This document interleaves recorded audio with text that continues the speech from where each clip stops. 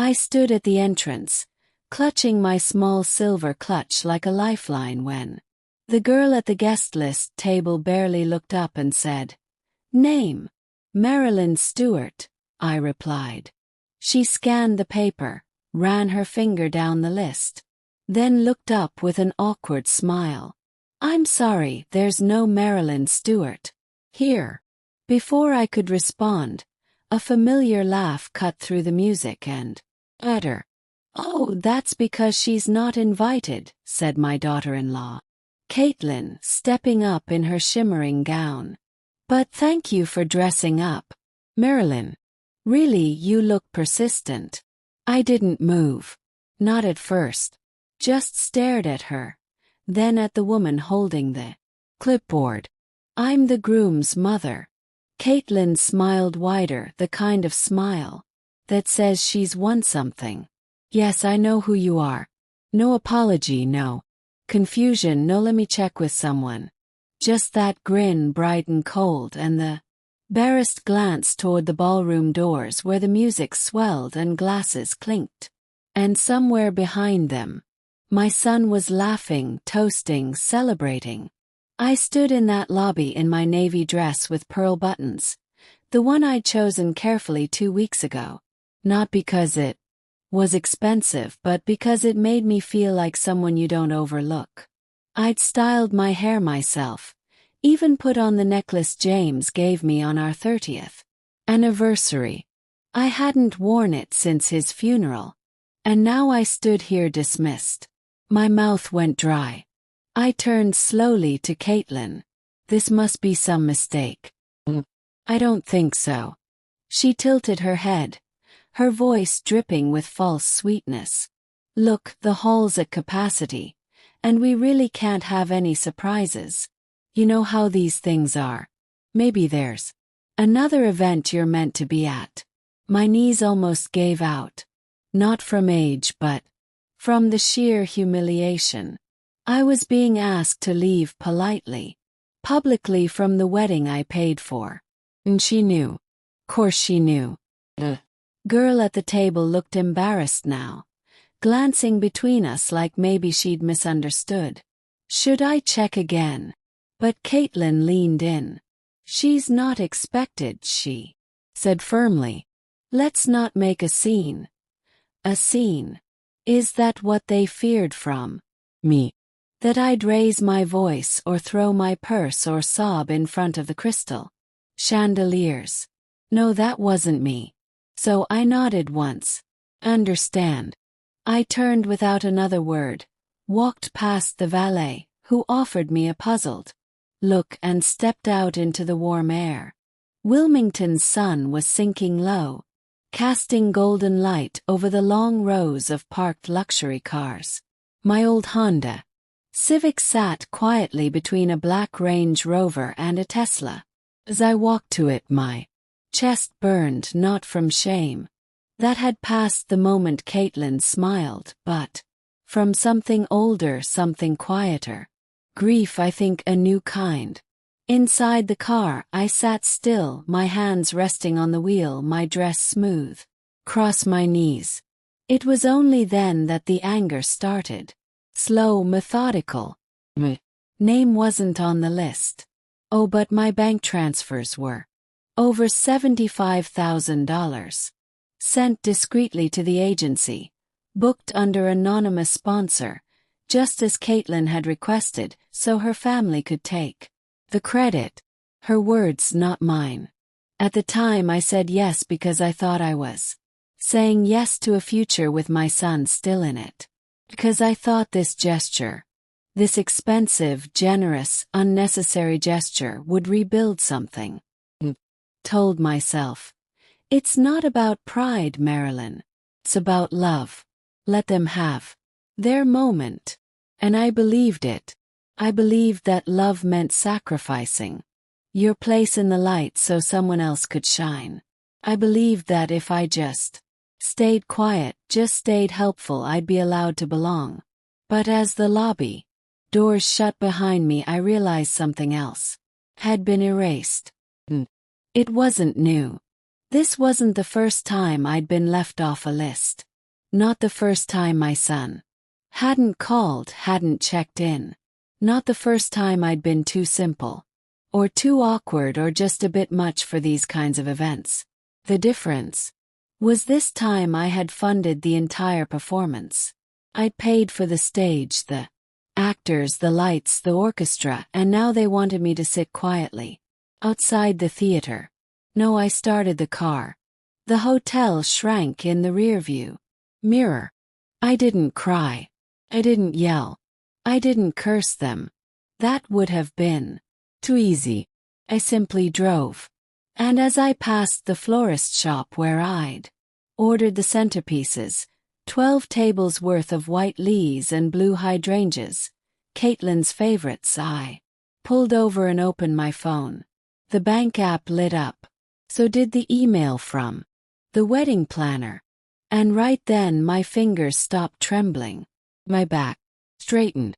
My thoughts clicked into place like gears in a clock. They hadn't put my name on the guest list, but they were about to learn just how important that name really was. And this time there would be no mistake. I didn't go straight home. I needed the drive. I needed the miles between me and that marble lobby where my name hadn't mattered. Wilmington blurred by. The red brick shops, the slow-moving couples, the cafe with a yellow awning James and I used to visit. Everything looked the same. Only I had changed. I stopped at a red light and glanced at the envelope resting on the passenger seat. Inside, the card I'd signed that morning. For your new beginning with all my love. Mom, and a cashier's check for $10,000. Honeymoon money, a soft landing. Tucked it in with care, thinking it would be a private, quiet gift. No fuss, no credit. Now it looked absurd. I'd prepared for an ending they'd already written me out of. When I reached my house, the white bungalow on Riverton Drive with the sloped porch and the creaky step James never fixed, the sun had nearly set. I didn't turn on the lights. Sat on the edge of my bed, toes resting against the worn carpet, and just listened to the stillness. The kind of silence that isn't peace, but proof. No one was going to call. No one was going to ask where I was. They had all the guests they needed.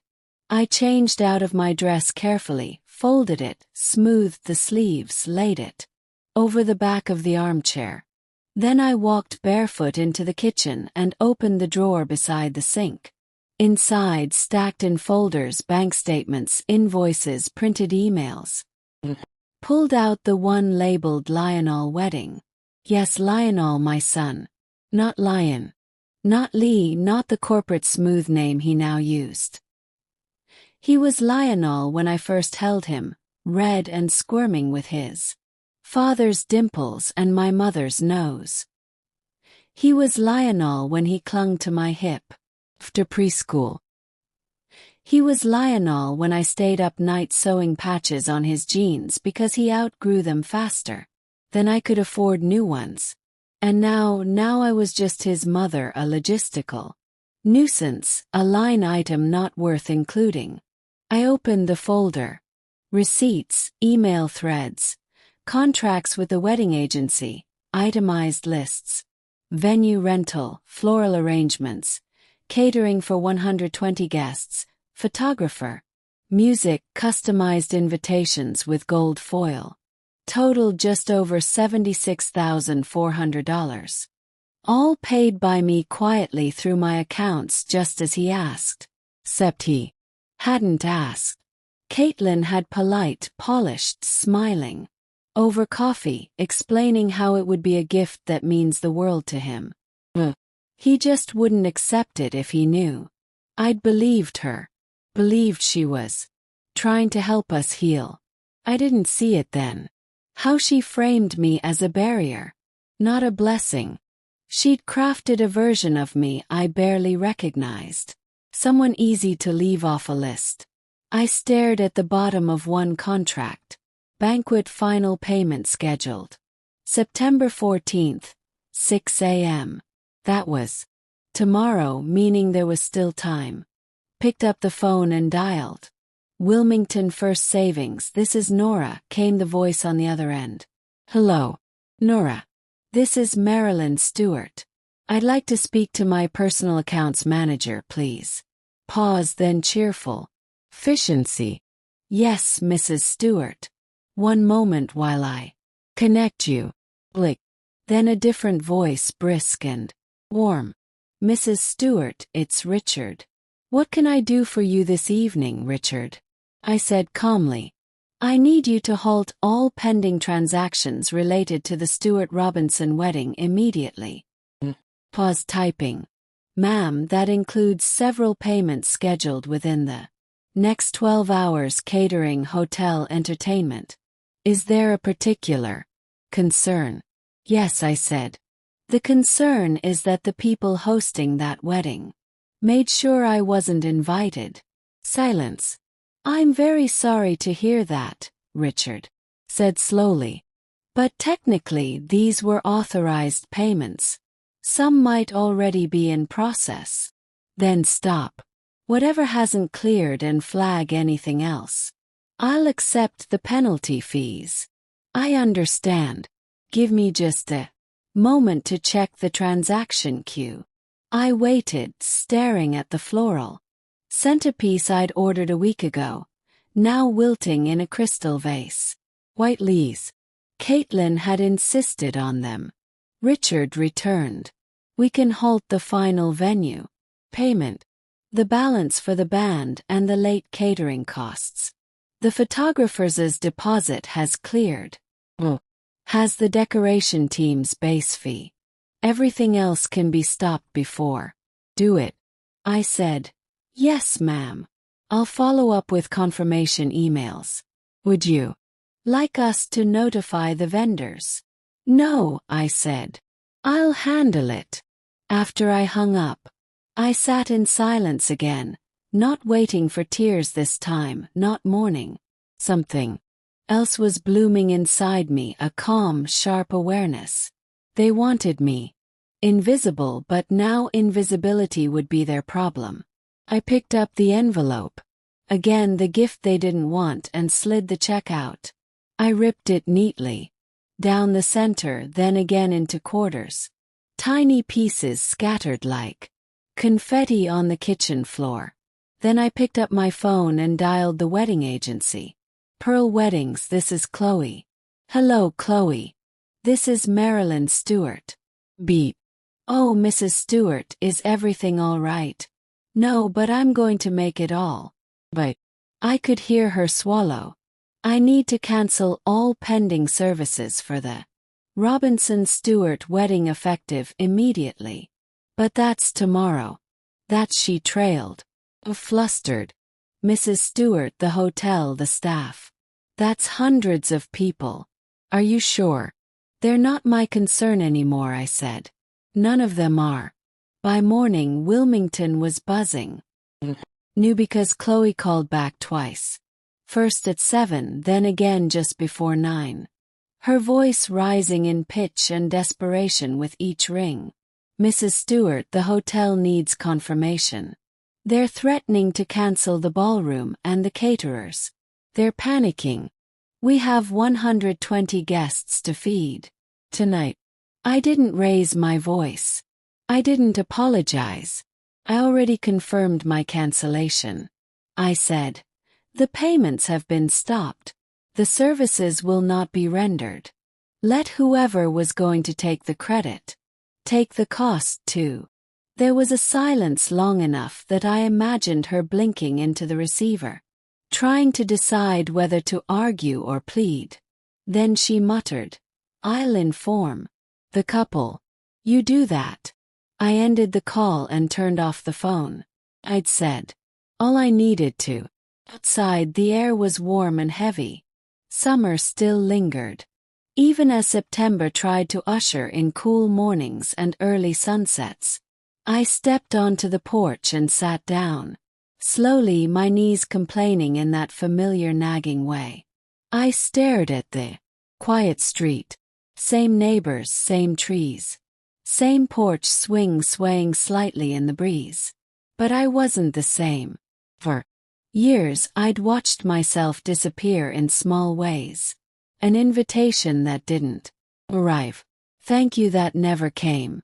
A story told as if I hadn't lived it. Hadn't funded it, hadn't loved through it. I told myself it was the price of motherhood, the quiet sacrifice. Let them shine. Let them step forward. Job was done. But what they did yesterday wasn't forgetting. It was exclusion. It was removal. It was in every sense a severing, and I was done. Pretending it didn't matter. By noon, the first sign that the outside world had caught up came not by phone but by knock. I opened the door and found Eloise, my granddaughter, standing on the porch, hair still pinned from last night's rehearsal dinner, eyes wide with something between panic and awe. "Grandma," she whispered. "What did you do?" I stepped aside to let her in. "Come in, sweetheart." She dropped her bag by the door and turned to face me, not even trying to hide her distress. "The venue is calling everyone. No banquet, no music. The hotel says the payment was revoked. Dad is losing his mind. Caitlin's crying. Her parents are threatening to sue the agency." I raised a hand. "Sit down, Eloise." He sank onto the couch like someone had pulled the strings out of her. "You canceled everything." I did. "But why?" I looked at her carefully. This girl, this only true light left in that fractured family. She'd always seen me, visited, asked questions, remembered birthdays, held my hand at James' funeral. I owed her the truth. "They didn't want me there," I said. "Your father and Caitlin made that very clear." Eloise's face turned red. "That's not, I mean, I didn't know. I swear I didn't. Thought you were coming." "I assumed they knew I'd paid for everything," I interrupted gently. "But they didn't want me in the room. They wanted my money, not my presence." Her voice broke. Disgusting." "No, sweetheart," I said, softening. "It's honest. For once I see it clearly." She blinked away tears, then sat upright. "But what happens now? There's a whole wedding tonight. People flying in, photographers, a band. What are they going to do?" "I imagine," I said, standing slowly, "they'll do what grown adults do when life doesn't go as planned. They'll figure it out." "And you?" she asked. "What are you going to do?" I gave her a thin smile. "I'm going to open a new account in your name." She looked stunned. "Wait, what?"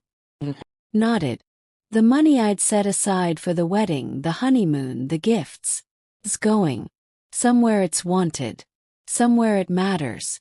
I want to set up a trust for your education, your future, whatever you need." She shook her head, tears starting again. "Grandma, I didn't ask for, I know you didn't." I touched her. "That's why it's yours."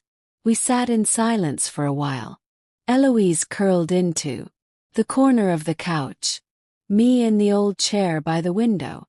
Outside, a cardinal landed on the fence. The wind shifted. Somewhere down the street, a child laughed. "Does he know?" she asked. "Finally, Dad, that I canceled everything?" "I expect he does by now." "What about you?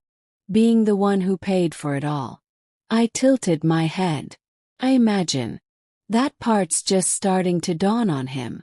Eloise rubbed at her eyes. "I wish I could be a fly on the wall." Smiled. "No need to be a fly. You'll get the fallout soon enough." "Beep. Are you okay?" she asked, voice small. "I'm tired," I said honestly. "But I'm not sorry." She stood, walked over, and knelt at my feet like she used to when she was a little girl playing tea party. "I love you," she said simply. I reached for her hands. "I know, and I love you. That's why I did this." We stayed like that for a while, old and young linked. Not by guilt or performance but truth. That evening, long after she'd gone, the doorbell rang again. This time I didn't answer. I already knew who it was. I waited until the second knock to get up, not because I was unsure, but because I wanted the silence to speak first. I walked to the front door slowly, my slippers making no sound on the hardwood floor. Through the peephole I saw exactly who I expected. Lionel. He wasn't wearing a suit anymore. Just a wrinkled button-up and slacks like he'd thrown them on in a hurry. His jaw was clenched tight. Not worry, not guilt. Control. Lionel never led with emotion. He led with strategy. I opened the door but didn't invite him in. "Mom," he said, breath tight. "We need to talk." I looked at him for a moment. My son, taller than his father ever was, gray already threading through his hair. His eyes, James's eyes, couldn't meet mine. "So talk," I said, resting one hand on the doorframe. "Can I come in?" "No." That stopped him. He blinked, almost like he hadn't considered that possibility. Lionel was used to being granted entry. He glanced behind him, then leaned closer. "Caitlin's in a panic. The venue is threatening legal action. The caterers have canned. Guests are arriving. What the hell is going on?" I crossed my arms. "I cancelled the payments." "I know that." He snapped. "Why?" I stared at him. "'Cause I wasn't invited." He exhaled sharply, rubbing his temples. "Is this, Mum? Is this really about that?" I tilted my head. "You mean the part where your wife laughed in my face and told the staff I wasn't on the guest list, or the part where you stood there and said nothing?" Wasn't how it was supposed to go. But it did. That's how it went. And you let it happen." He looked away, jaw working. I watched him for a beat, then added, "And yet somehow my money was allowed to attend." "Don't do that." "Do what?" "Turn this into some kind of martyr thing. You said you didn't want credit. You insisted on staying anonymous. We thought." "No," I cut in. "You didn't think at all. Use me. And when it came time to honor me, you erased me." "That's not true," he said. "But it didn't have teeth. You're twisting things." Nodded slowly. "All right, let's untwist them. Tell me, at what point did you decide I wasn't welcome?" He flinched. "That's what I thought," I said quietly. There was a long silence between us. He shifted his weight hands on his hips, then dropped them again. "Caitlin thought." He began, but I stopped him with a raised hand. "Don't you dare blame this on your wife. I don't care if she whispered it or screamed it. You made the decision. You let it happen. You let me stand there like a fool, Lionel." He didn't answer. He couldn't. And I think just maybe he felt a flicker of shame. "So now what?" he asked finally, voice lower. "You've tanked your own son's wedding out of spite." "No," I said calmly. "I've reclaimed my dignity." He looked at me like I was speaking a different language. I leaned against the frame. "You've been borrowing pieces of me for years, my savings, my name, my time, my forgiveness. And I gave it all freely because I believed you loved me. Even if you didn't show it well, even if you'd changed. But yesterday," my throat tightened for the first time. "Yesterday you told the world that I'm disposable, and I heard you loud and clear." He swallowed. His voice turned hard again. "We can't afford to fix this on our own. There are penalties, contracts, reputations, and none of that was my concern until today." "Yes. You want the money, Lionel. Then you get me with it. A deal.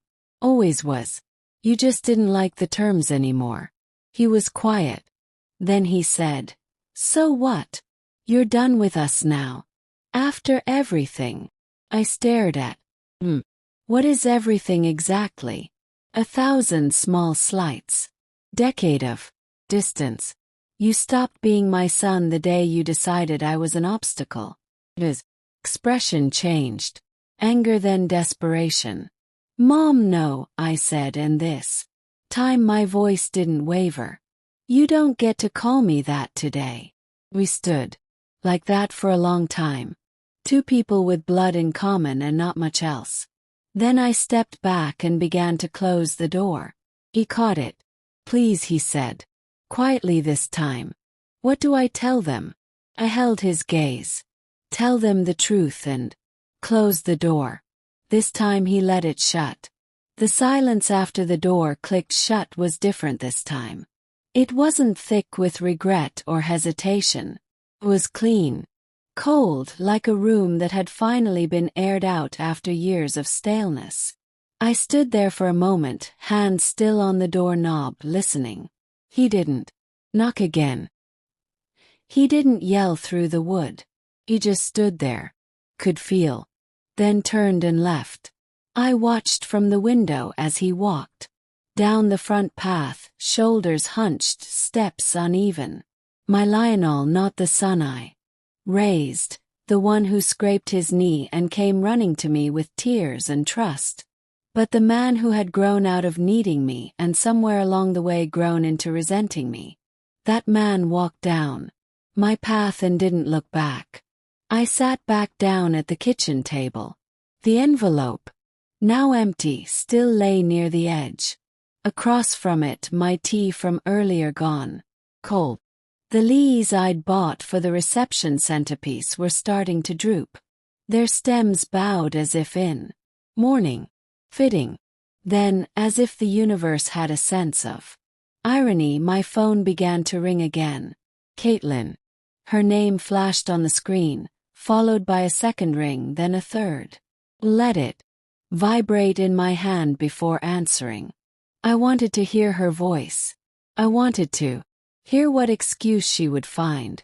I picked up but didn't speak first. "Marilyn," she said. Her voice already said in that strained register, soft, high-polished. "I think there's been a misunderstanding." "No," I said, "there hasn't." Sorry if you felt unwelcome yesterday. That wasn't our intention. You told the staff I wasn't on the list."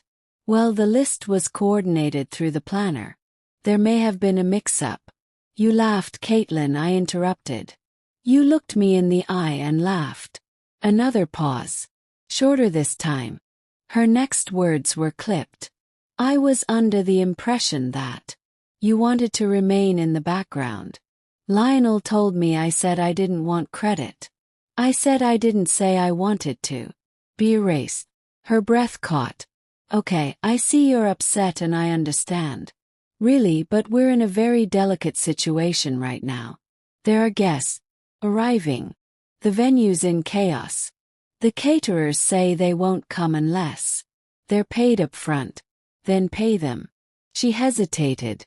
"We don't have that kind of liquidity on short notice. Everything was arranged under your, and now it's not," said your event, your problem. "Marilyn," she said sharply, the mask flipping. "You can't just pull out last minute and expect everything to go smoothly." "You pulled me out of the guest list," I replied. "I'm just returning the favor." Another silence. "Then look, let's just be adults about this. Maybe we both made some mistakes. We can find a way to fix it together." "I'm not interested in fixing this, Caitlin." "Then what do you want?" she asked, and I could finally hear the panic she was trying to hide. "I want my son to understand that actions have consequences," I said quietly. "I want you both to feel just for a moment what it's like to be invisible, unwanted, cast aside by ruining our wedding." I almost laughed. "I didn't ruin anything. I just took back what was mine. You know this is going to hurt Lionel's reputation, his job, his partners, Everyone's here tonight. You're embarrassing him. I think he managed that on his own. Sighed through her teeth. I don't understand why you're doing this. No, I said you don't. And that's the problem. And I hung up. Felt like slamming a or. Even though it was only a touch of a button, the silence that followed wasn't awkward. It was final. Later that afternoon I made a cup of fresh tea, hot this time, and sat out on the back porch. The birds were out pecking at the feeder James had hung years ago. My knees still. My hands weren't as steady as they used to be. But for the first time in what felt like years, my spine sat straight. By 4 o'clock the text messages started. Eloise sent the first one. Grandma, they're trying to rebook a local restaurant. It's a mess. Papa's on the phone with a lawyer. Then a few minutes later waiters walked out. Cake never arrived. Some guests are leaving already. I didn't reply. Not yet. At 5:30, a call came in from an unknown number. I didn't answer. 10 minutes later a voicemail. I listened to it with the speaker off. It was Lionel again. His voice sounded like sandpaper. Mom, I'm sorry. I'm sorry about yesterday. About how it was handled. We didn't think you'd come. You said you didn't want attention. We thought it was better that way. I was trying to protect the moment. He paused, as if trying to decide whether to go further. I didn't want to humiliate you, but I guess I did. I didn't mean for it to happen like that. Can we please talk before tonight? He didn't say I love you. He didn't say, come back. I deleted the message without saving it. And I looked out at the trees again. The wind had picked up. The sky was starting to turn, and I thought, good. Let them scramble. Let them taste a little of what silence feels like when it answers your reach. By 6 o'clock, I could imagine the ballroom at the hotel sitting dark. The musicians, if they'd even bothered to show, packing up their instruments, annoyed. The servers returning their pressed uniforms. The wedding planner pacing with her headset askew, whispering frantic apologies into the void. And the guests dressed in their best, standing around holding warm flutes of flat champagne. No music, no food, no bride and groom. Just confusion, whispers, and the slow, visible unraveling of an event that was supposed to be perfect. I didn't gloat. I didn't smile. It wasn't revenge. It wasn't sabotage. It was truth. Finally standing up for himself. The next knock came just before 7. Not Lionel. Not Caitlin. Not Eloise. It was a young man in a suit with a clipboard, nervous, sweating slightly despite the evening breeze. His tie was crooked and his voice stumbled. Mrs. Stewart. He nodded. I'm Connor from Pearl Weddings. I was told to bring this. He held out a thick folder. It's a copy of your contract and the original receipts for the wedding services. Chloe asked me to deliver it personally and to apologize. She said she had no idea about the guest list situation. I didn't take the folder right away. I studied his face. He looked barely 23. The kind of boy who still called his mother for cooking advice. Completely out of his depth. I'm not angry at your agency, Connor, I said. I'm angry at my son. Relief flashed across his face. Thank you, ma'am. Chloe really didn't know. Said she thought you were some great aunt. I allowed myself a dry laugh. That's generous. Tell her not to worry. He nodded and handed me the folder. Also asked if you'd be willing to speak with the venue. The manager's demanding clarification. They've got staff still on site waiting for answers. I raised an eyebrow. They're still holding the room. Technically, he said, shifting his feet. It's reserved until midnight. But with no final payment, they can't serve or staff it.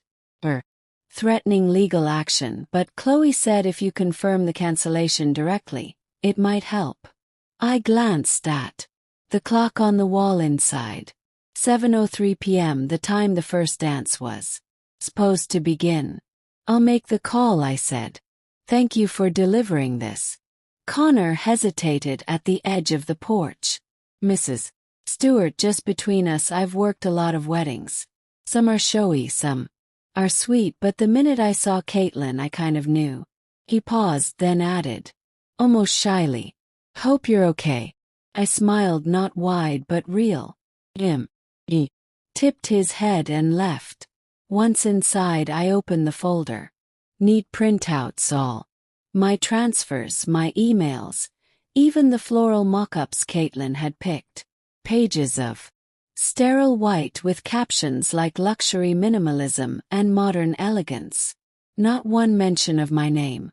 Picked up the landline, still more reliable than my cell for long calls, and dialed the hotel's direct number. Woman answered, brisk, annoyed.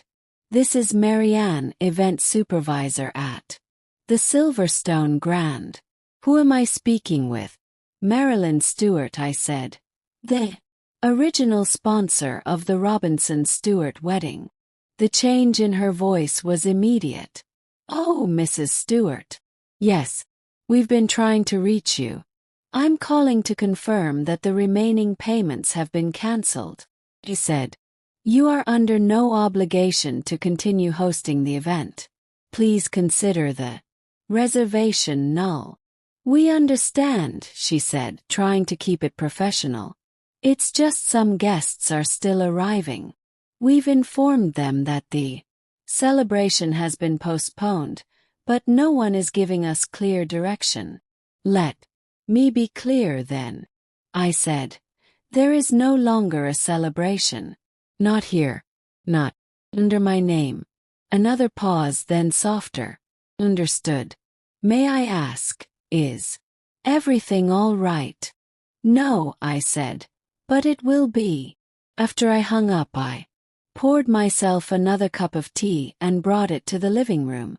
The windows were open. I could hear the distant hum of the city, cars, laughter, the occasional honk. Somewhere out there, my son was facing the music he thought I would pay for. The phone buzzed again. A message from Eloise. Grandma, I think you should know.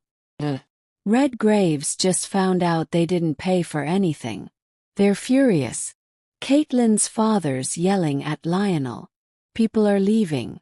Some of them know it was you who can-led everything. Think. They know it was you who paid too. I didn't reply. What could I say? Let them know. They should have known all along. They should have looked me in the eye and said, "Thank you, Marilyn. We're grateful. Please join us." Instead, they had shut the door in my face and assumed I would keep funding the house they'd locked me out of. Them feel it now, the draft that rushes in when the foundation gives way. Them scramble. Let them explain. Let them sit in silence and wonder how it all fell apart.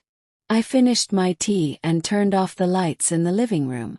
Tonight they could learn how it feels when absence is not an accident, but a decision. The house was quiet but not heavy. Not the kind of quiet that creeps in after an argument or lingers like smoke after disappointment. This was something else. This was calm. I hadn't had that kind of peace in years. By 8 o'clock I'd stopped checking the time. The night was moving on without me, and I had no intention of chasing it. I sat at my kitchen table, my table in my home, and read the newspaper from front to back for the first time in months. I underlined a soup recipe, clipped a gardening column. I even laughed out loud at a comic strip that James used to hate. I just stood to wash my teacup when I heard the knock. It was slower this time, not rushed, not demanding. I opened the door and saw Eloise. She looked exhausted. Her heels were in her hand, her bun falling apart, mascara smudged slightly beneath her eyes. When she looked at me, something in her expression softened. "Hi," she said. I stepped aside without a word and let her in. She sat down at the kitchen table like she had when she was little, legs crossed, resting her chin in her hands. I poured us both fresh water and set the glasses down. We sat in silence for a few moments. She didn't cry and I didn't push. Finally, she spoke. "You should have seen their faces when the hotel manager told them the reservation was cancelled." I said nothing. My dad tried to spin it. Said there was some clerical error. Caitlin blamed the agency, but people were asking questions. And someone, I don't know who, said they heard you were the real sponsor. Looked up at me and that you pulled the plug. I met her eyes. "They're not wrong." She gave a small, bitter laugh. "Well, that's when the Red Graves lost it." Father was shouting, called Dad a fraud, said he'd embarrassed them in front of their friends. Caitlin was crying, saying the wedding was cursed. I raised an eyebrow. "Cursed?" She said it's what happens when certain people bring their energy around things meant to be elegant. There it was. Even through the cracks, her true voice rang out. Louise saw the flash in my expression and leaned forward. "I'm so sorry, Grandma. I didn't know they were going to do that to you." I didn't think she hesitated. I didn't think they'd go that far. "You always hoped your father was better than that," I said gently. She nodded. I took her hand. "So did I." She swallowed. "Do you regret canceling everything?" Looked at her for a long moment. No, not for a second. She exhaled relief and sadness twining together. "They didn't just exclude you," she said. "They used you, then tried to pretend you were never part of it." "I let them," I said quietly. 4 years, I wanted so badly to believe that if I gave enough, eventually I'd be invited in again. Eloise wiped her cheek. "What happens now?" I looked out the window. The stars had started to come out. 1, 2, then a scatter of faint white dust above the rooftops. "Now," I said, "they'll have to figure out who they are without my money." She stared at me. "You really mean that?" "Do. All of it." Another pause. "Grandma," she said slowly, "would you come with me? Just for a drive? I don't want to go home yet." I hesitated. I hadn't planned to leave the house tonight, but something in her face, some mixture of grief and loyalty, made me nod. "All right," I said. "Let me get my shoes." We drove through Wilmington with the windows down. The air was warm, the streets mostly empty now. We didn't speak for a while. I watched the city I'd never left. The town that had held every version of me, the girl, the wife, the widow, the mother, and now perhaps something new. Eloise pulled into the parking lot behind a small hilltop overlook, the kind with a rusted fence and a single wooden bench where teenagers made promises they wouldn't keep and old folks came to watch the sun. We got out and walked to the edge. Below us, the city lights flickered. Somewhere down there, my son was pacing, in a rented suit, trying to salvage a night that had been built on a lie. "I keep thinking about how you must have felt," Eloise said, voice quiet. Standing there at the entrance. "It wasn't the first time," I said. Turned to me. "They've been closing doors on me for years. This was just the first time they did it out loud." Eloise took a shaky breath. "I'll never understand how they could do that to you." "They don't need me," I said simply. "They need what I give, but that's over now." She was quiet for a long time, then almost in a whisper. "I'm glad you said no." I looked at her, really looked, and saw the woman She was becoming honest, sharp, capable of seeing the whole truth, not just the polite version. Me too, I said. We sat there until the stars outnumbered the headlights, until my knees started to stiffen and the night got cooler. Then we drove home and I didn't feel alone anymore. By the next morning I'd received 6 more calls. 2 from Lionel, 1 from a number I didn't recognize, likely Caitlin's mother, and 3 from the wedding agency. Though the last came in at nearly midnight, long after I'd turned the ringer off and settled into bed with a book. I didn't answer any of them. I slept well, better than I had in years. I didn't dream about apologies or reconciliations. I didn't hope for a message saying they'd change their minds. I simply rested. When I woke, the house felt different, as if the walls had finally stopped holding their breath. I made coffee, fried 2 eggs, and ate them slowly by the window. My newspaper was still folded neatly on the table. A breeze came in through the screen door. The leaves on the counter had begun to brown at the edges, not dramatically, just quietly fading, the way things do when they've been used up. At 10:30 the doorbell rang again.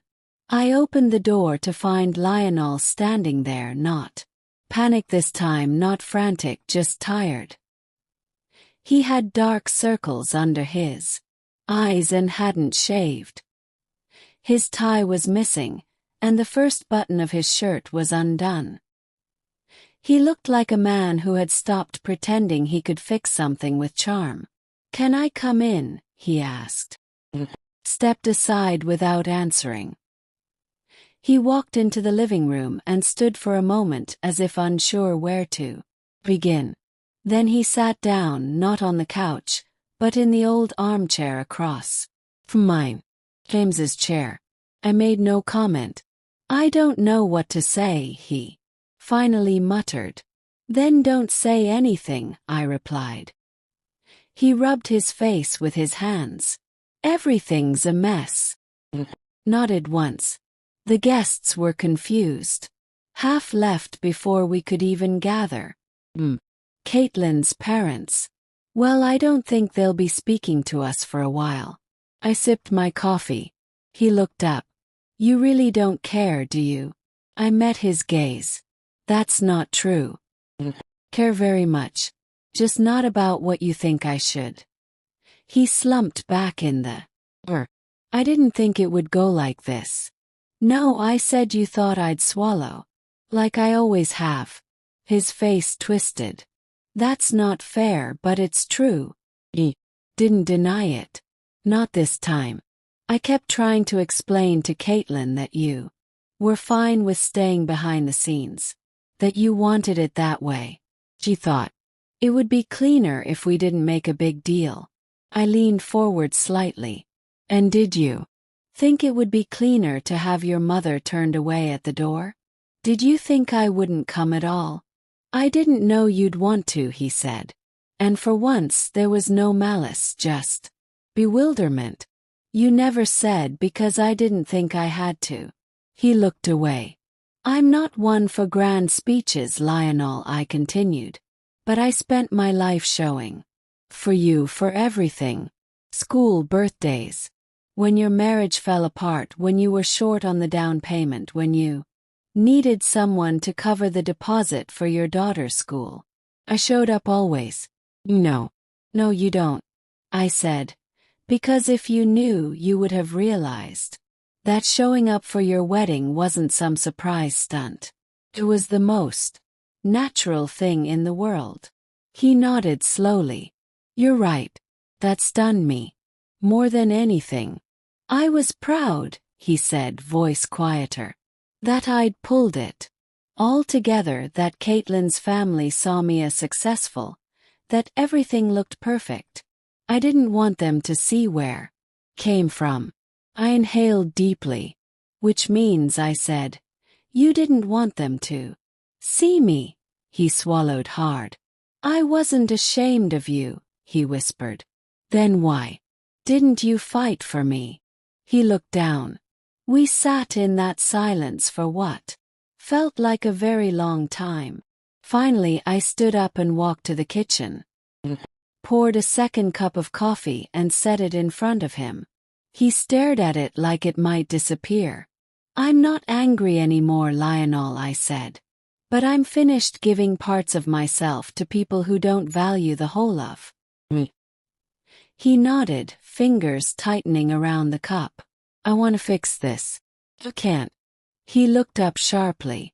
But you can learn from it, I added. That's the only apology I'll accept. He blinked. I can lead the wedding because you erased me, I said. I'm not interested in guilt or grand gestures. I just wanted understood that this I pointed to myself to my home is not a resource you can exploit anymore. He sat back speechless. I set up a trust, I continued. For Eloise. The money I'd saved for your wedding, the honeymoon, the gifts. It's all going to her now. She's the only one who's ever made me feel seen. I understand, he said, barely above a whisper. I doubt that, I said. But maybe someday you will. He stood slowly, the coffee untouched. I'll go, he said. I didn't stop him. As he reached the door, he paused. Mom, he said, I miss how things used to be. I looked at him evenly. Then maybe you shouldn't have changed them, and I closed the door behind him, quietly. Without regret. The days that followed moved slowly. Like the air after a storm, thick but clear. No more calls came from Lionel. Not a text, not a knock, not a letter. And I didn't expect one. Not because he was cruel, but because silence was always his fallback. As a boy, when he got caught lying or hurt someone, he'd go quiet for days, thinking that time would erase the damage. As a man, it had become habit, silence as strategy, as shield. But I no longer sat around waiting for it to end. Instead, I returned to my own rhythm. I planted marigolds in the front yard. I repainted the back fence. I dropped off soup at Helen's house when I heard her cough through the wall. Simple things. And in the quiet, something remarkable happened. I began to hear myself again. I remembered the sound of my own footsteps in the hallway when the house was still full. I remembered the voice I used to speak to James in the dark back when we didn't worry about who needed what and when and how much was left in bank. I remembered the sharp snap of clean sheets on the line and the way Lionel used to giggle when I pressed them against his cheek and called them sun-warmed. I remembered being a woman, not just a mother. One morning I found myself pulling out an old photo album, not out of nostalgia but curiosity. I wanted to see what had been, what was real, what I might have missed trying to hold everything together. The pictures were all there. Birthdays with cake, tiny shoes lined up in the hallway, camping trips, Easter dresses, report cards. I documented it all like it might someday prove something, that I'd been present, that I'd loved well. But what struck me most wasn't what I'd recorded. It was what I hadn't. There were no photos of me in the hospital after James died. No image of the check I wrote to save Lionel's business in 2009. No record of the year I can led my own dental work to help pay for Eloise's braces. Those moments, the ones that cost me most, had passed like ghosts. And maybe that's what hurt more than the wedding. Not that I hadn't been seen, but that I'd made peace with being invisible until now. The knock that came that Friday was soft, hesitant. I opened the door expecting another delivery or maybe Helen returning my soup bowl, but it was Eloise. She was holding a manila envelope. "Hi," she said. "Can I come in?" "Always." She stepped inside and sat at the table. Without needing to be asked, She wore jeans and a loose cardigan, her hair pulled back, no makeup.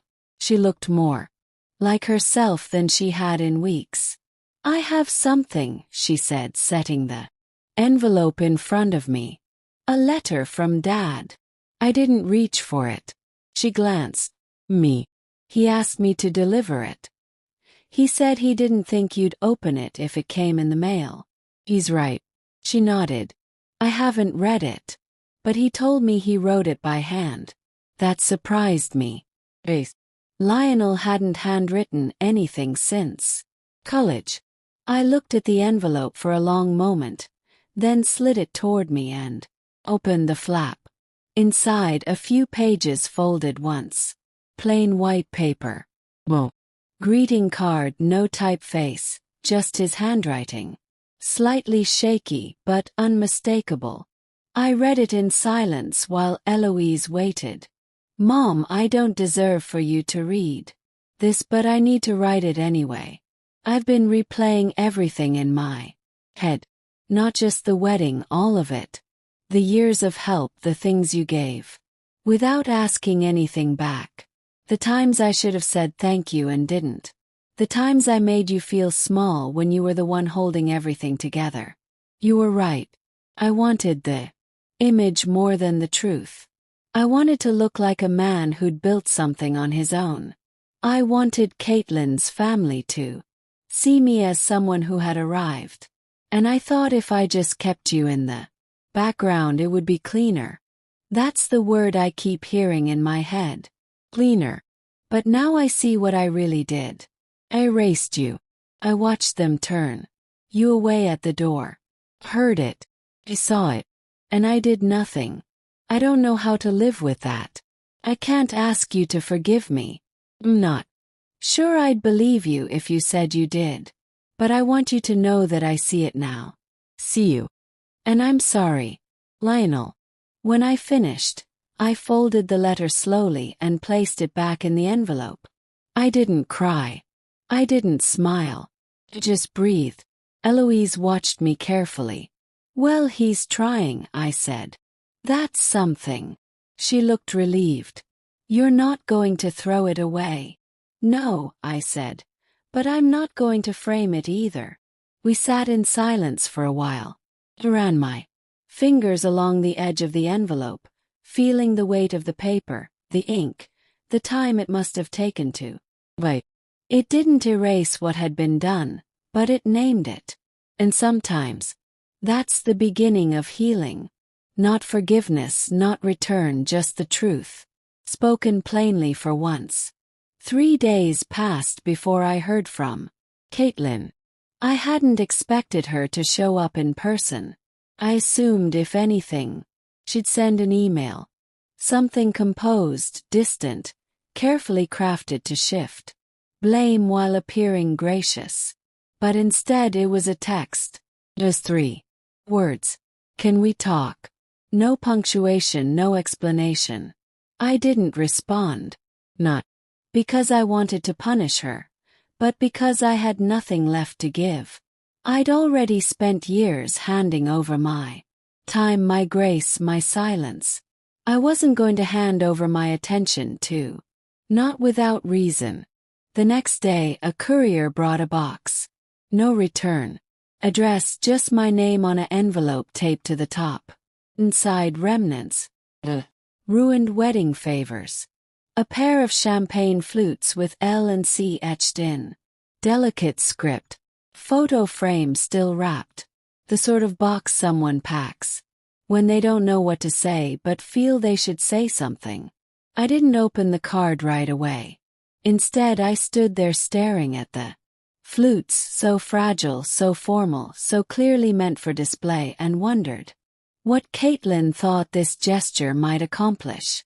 Eventually, I opened the envelope. "Marilyn, I don't expect you to respond. I just want you to know that I see now what I didn't before. I saw your name on every receipt when the planners sent us the final documents. Every flower, every fork, every inch of that room had your fingerprints on it. I thought I could separate the celebration from the earth. I thought money was neutral. It wasn't. You weren't. I wanted something flawless. I wanted a story to tell my family, my clients, my friends. One where everything looked elegant and earned. But I didn't want to include the woman who made it possible because I couldn't control how she fit into that version. I see how shameful that is now. I don't expect your forgiveness. I just didn't want my silence to be the last thing you heard from me, Caitlin. The handwriting was neat, deliberate, too careful to be truly sincere, but not cold. I placed the letter back in the envelope, then slid it into the same drawer where I kept Lionel's. Not for keepsake, not for sentiment, just to remind myself that recognition, when it finally arrives, often comes too late to matter. Later that evening, I stood at the kitchen sink, peeling apples for a pie. Not for anyone in particular, just because it felt like a day for baking. The smell of cinnamon and butter filled the house, and the silence around me didn't feel empty anymore. It felt earned. I thought about the wedding. Not the disaster it became, but the version they wanted. Perfect, curated, expensive, and how quickly it collapsed once the truth withdrew its support. That's the part they never understood. I wasn't the obstacle. I was the foundation. And now that I'd stepped out from beneath them, they were learning how little their structure could hold on its own. The pie had cooled by morning. I wrapped 2 slices in wax paper and set them aside for Helen. She liked them with her afternoon tea. The rest I stored neatly in the old ceramic dish James once called the inheritance nobody would fight over. He was right. No one had ever asked for it. The quiet in the house that day felt different. Not the weight of loneliness, but the comfort of distance. The kind of silence that comes after you finally said what needed saying. It was an honest stillness. Around noon, Eloise called. "Do you want to get out of the house?" she asked. "Drive, maybe lunch." "Like that," I said. We didn't go far.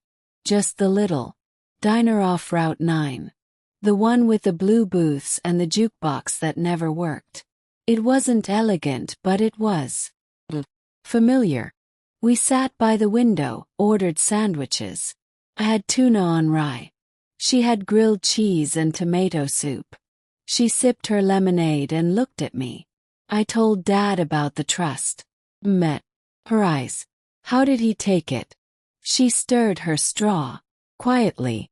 Think he expected it. He didn't argue. But she hesitated. He wants to try again to fix things. I nodded slowly.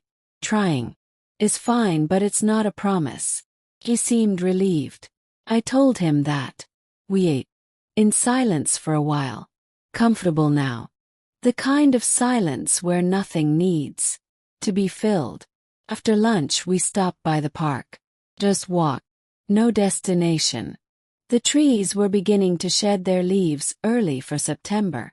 But the breeze was gentle and the sky was the kind of gray that made the greens seem brighter. Eloise slipped her arm through mine. No, everyone talks about starting over like it's this big dramatic thing, but I think it's smaller, quieter. I looked at her. It is. She smiled. I'm proud of. The words caught me off guard. You did something brave, she continued. Not loud, not cruel, just brave. I looked at her. This girl who'd grown into someone I trusted more than most adults. I squeezed her hand. So did you for staying back home? The house welcomed me like an old friend. I put on the kettle, folded the laundry, refilled the bird feeder. Nothing special, nothing big, but all of it mine. The next day I received a card in the mail. No return address, no handwriting on the envelope, just my name. Inside was a photograph, a candid taken from the wedding rehearsal a few nights before everything collapsed. In it, Lionel was standing near the altar. tie slightly askew, looking down at a piece of paper. Behind him, out of focus, Caitlin stood adjusting her veil. On the back in tiny writing someone had scrawled, "There was a place for you. We just didn't know how to honor it." Whoa. Signature. I stared at it for a long while. Place, but not a seat, not a name on a list, not a hand offered at the door, just a blurred space behind the curtain, a presence felt, not invited. I placed the photo on the kitchen counter, not framed, not displayed. Just there, a reminder. They had wanted the version of me that didn't speak, didn't ask, didn't need. But that version no longer existed. And this one, she was just beginning. The following Sunday I went to church, not out of habit. I hadn't been in years, but because I wanted to sit somewhere quiet where no one expected anything from me. Not money, not answers, not forgiveness, just my presence. The sanctuary was half full. A few familiar faces, some older than I remembered, others softened by. I sat in the back row, the one near the stained glass window with a chipped corner that James always pointed out when he thought no one was looking. The sermon was about humility, about how grace is not something given to the loudest, but found by the ones who learn to kneel. I didn't kneel, but I listened. And when the choir stood to sing a hymn I hadn't heard since Lionel was a boy in Sunday school, I closed my eyes and let the sound carry me. Not backward, not forward, just here. Present. After the service, an older woman I only vaguely remembered approached me. I think her name was Doris. "You've lost weight," she said without preamble. Smiled. "No, I've just stopped carrying things that don't belong to me." She blinked, then nodded once slowly. "Good. For you." That was all. No small talk. No gossip, just a shared knowing. Outside, the sun had broken through. Stood on the church steps and felt it warm my shoulders. For a brief moment I thought about calling Lionel, not to mend anything, just to say I'd heard from God today and hadn't thought of him with anger.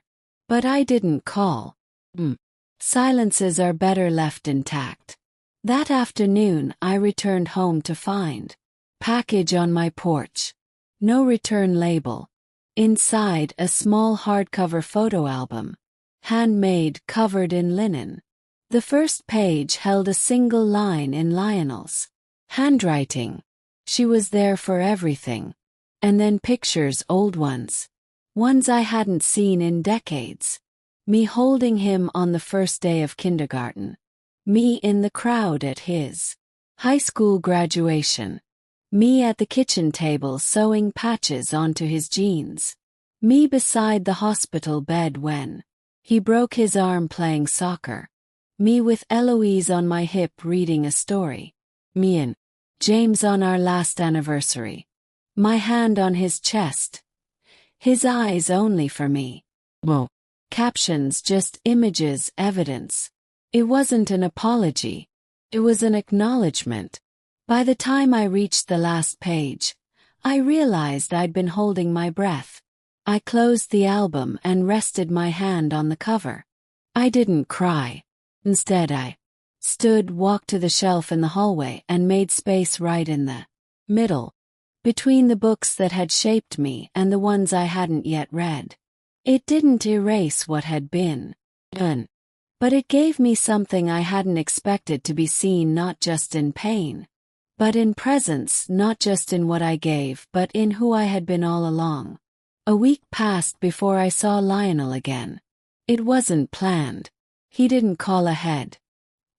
He simply appeared, not on the front porch, but in the backyard, standing near the garden where James used to plant tomatoes that never took. I saw him through the kitchen window. Hands in his pockets, shoulders slightly hunched. Waiting, not knocking.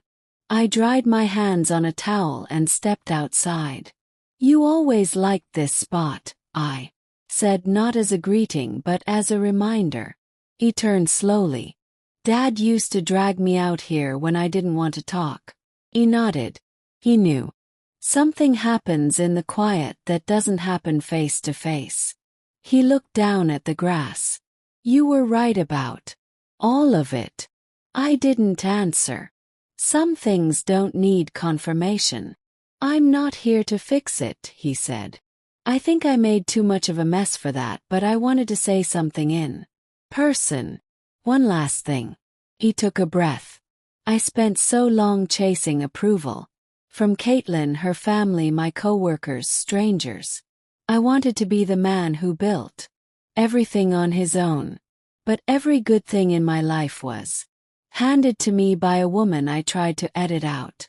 I crossed my arms not out of anger but to keep from shaking, not because his words were cruel, but because they were finally honest. I was afraid, he said, that people would see where I came from and think less of me. And now I see where I came from and think I was a fool not to be proud of it. The breeze shifted. Somewhere down the street, someone was mowing a lawn. Ordinary sounds. Nothing cinematic. Caitlin left, he said, not dramatically, not fishing. She moved back to her parents' place for now. Said she needs time. He nodded. I imagine she does. Said I let someone ruin her wedding. I looked him in the eye. She's wrong. Let someone fund her wedding, then you let someone stand outside it. He nodded. No defense left. I took a slow breath. So what now? I don't know, he said. Not asking to be let back in. I just want to stop pretending that door was ever closed by anyone but me. That was the truest thing he'd ever said. We stood there for a long time, not hugging, not crying, just sharing space. Finally I said, there's pie in the fridge. He blinked. Still your peace offering? No, I said. It's just good pie. He smiled. Small, not grateful. Not relieved, just tired, human. We walked back inside together. He didn't say long. Just enough to eat a slice. Rinse the plate. Thank me. Not enough to pretend things were fine, but just enough to let me know they might one day be better. When he left, I didn't watch from the window. I didn't need to, because this time he'd said goodbye properly, and that finally was enough. Autumn came earlier than usual that year. The leaves turned with a quiet urgency, as if the trees themselves were ready to let go. Golden rust and that deep dusky red, the kind that always made James pause mid-step, hand in pocket, eyes soft. I used to tease him for stopping in the middle of the sidewalk just to look at a tree. Now I understood. Stillness demands attention. I began walking more, not far, just around the neighborhood, past the empty lot where the grocery store used to be, past the school where Lionel once played Joseph in the nativity play, forgetting all his lines except no room in the inn, past the house with the peeling porch swing that still creaked at night like it had something left to say. No one looked twice at me. I like that. At the market, the cashier, young, pierced, sweet, handed me my receipt and said, "You always look like you know exactly what you're doing." Smiled. That's new. Back home I moved through the days with a kind of steadiness that doesn't need announcing. I cleaned out drawers, donated coats, started keeping fresh flowers on the table.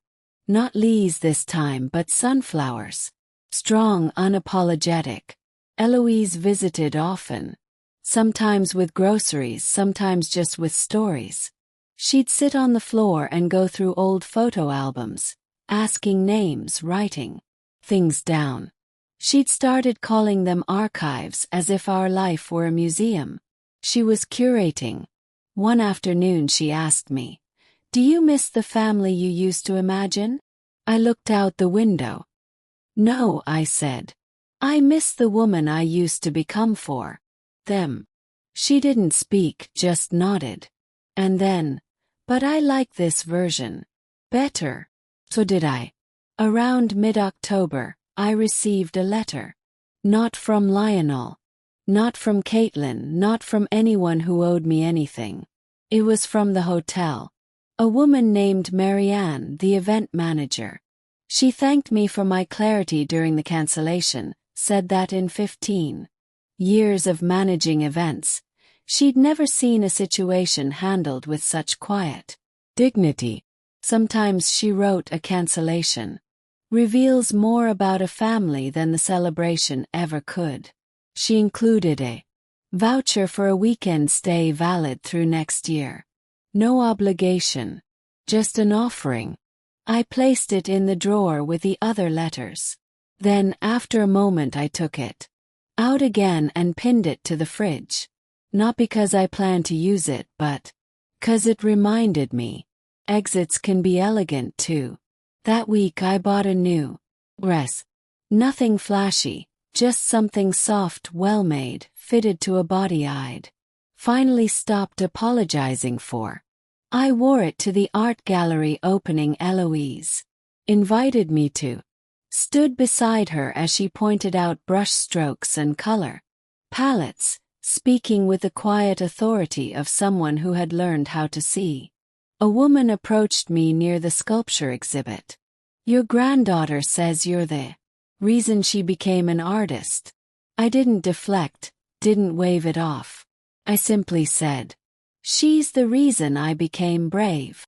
Later that night, walking home, Eloise slipped her arm through mine. You're not angry anymore, she said. No, I replied. I'm just not invisible. And that, after everything, was its own kind. Peace. Winter settled in with less resistance than I expected. No early blizzards, no cracked pipes, just a slow hush. Frost on the windows, breath in the morning air, the kind of cold that made the inside of the house feel more honest. Didn't put up a tree that year. Not out of spite. I just didn't feel like decorating for people who weren't coming. Eloise came by often. Sometimes she brought soup, sometimes just silence. Sometimes she stayed long enough to nap.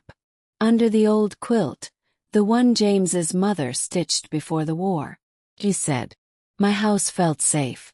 I told her that's what happens when you stop bending it to please ghosts. Lionel sent a Christmas card. Simple. No photo, no glitter, just 3 words inside. See you. I didn't reply, but I didn't throw it away either. In January, I made something new of my days. I took a painting class. Just once a week, just acrylics. I wasn't good, but I was present. The instructor kept calling me Mar, like we were friends already, and I let her. There was something humbling in in being bad at something on purpose. One of my classmates, Judith, was 73 and painted only horses. She said, I used to paint people, but they never stayed. We both laughed harder than the line deserved. That spring I finally planted tomatoes. Not for anyone else, just to see if I could make something grow. Again. They came in crooked, imperfect, but they came. And when I sliced the first one into a salad, I didn't think of James. I didn't think of Lionel. Just thought, this is enough. Eloise graduated that May. She wore a pale blue dress and walked across the stage like she'd been walking toward it her whole life. When they called her name, I stood. Not because anyone else did, just because I wanted her to see me. Steady. Proud, unafraid of being visible. After the ceremony, she found me in the crowd and hugged me so hard my knees ached. She whispered, you didn't just save me, Grandma. You taught me how to not disappear. I held her tighter. The summer came. Low. Mornings filled with radio jazz and open windows. Painted. I wrote Postcards I never sent. I learned how to poach an egg properly. Small things. One evening, I sat on the porch with a cup of tea, watching the sun set over the same trees that had been here since before Lionel was born. Breeze moved through the leaves, soft and certain, and I thought, this is what it means to live unedited. Not loudly, not for show, but fully, completely as myself. If this story meant something to you, if you saw your own silence somewhere in mine, share it, leave a comment, or better yet, write your own ending. No one else gets to choose how your story ends. Only you do. The story continues in the next chapter in the next linked video. But first, I need you to subscribe to join the family, as we are looking forward to hit our first 10,000 subscribers target, and feel free to share your story in the comments. You matter, your voice does too.